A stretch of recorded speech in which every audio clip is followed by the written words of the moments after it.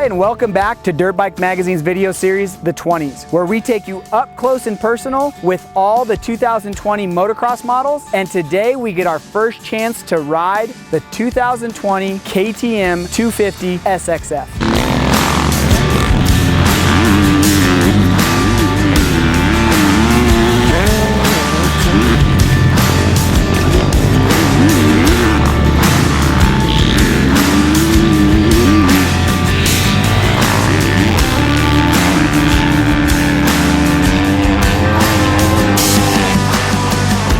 Now last year this bike got a complete overhaul with a new chassis, new engine, basically new from the ground up. This year not so much. Styling is pretty close to the same, maybe some minor changes, but it did get some changes. It got some changes in the suspension department where it's now what we call the WP Exact suspension. The fork is still an air fork, the shock still the same shock, but now KTM is marketing a little bit different. Rear shock does have some updates and another compression adjuster, where in the front there's updates with new pistons and new settings. What they're trying to do is get a plusher feel overall. And like I said, there was other minor changes throughout the bike. If you want to know what those are, head over to dirtbikemagazine.com. For everybody on YouTube, just click the link in the description. It'll take you right to all of the new stuff on the 2020 KTM 250SXF. That's enough talking. We're gonna go ride this thing.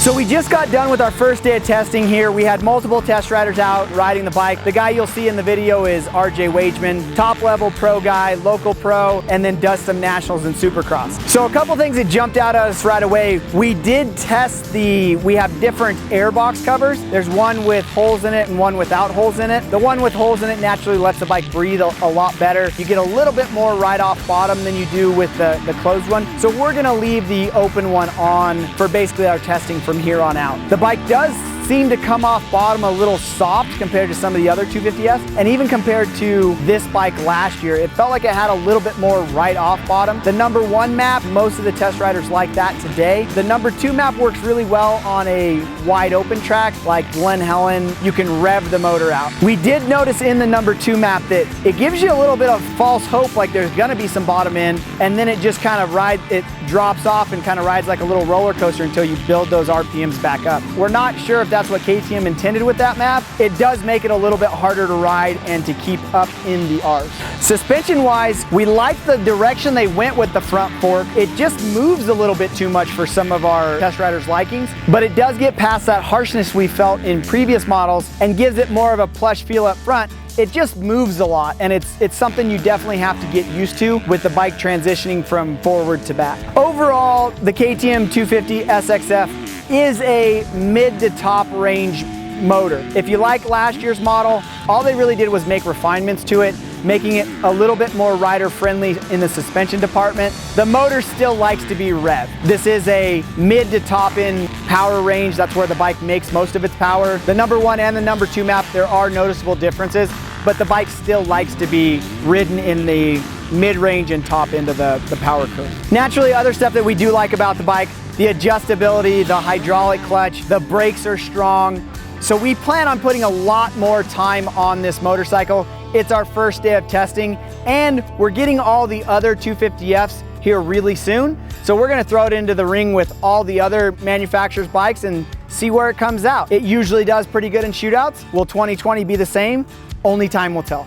Gotta remind you guys to click that subscribe button to stay up to date on everything that we're doing and to get an alert when we release a brand new video.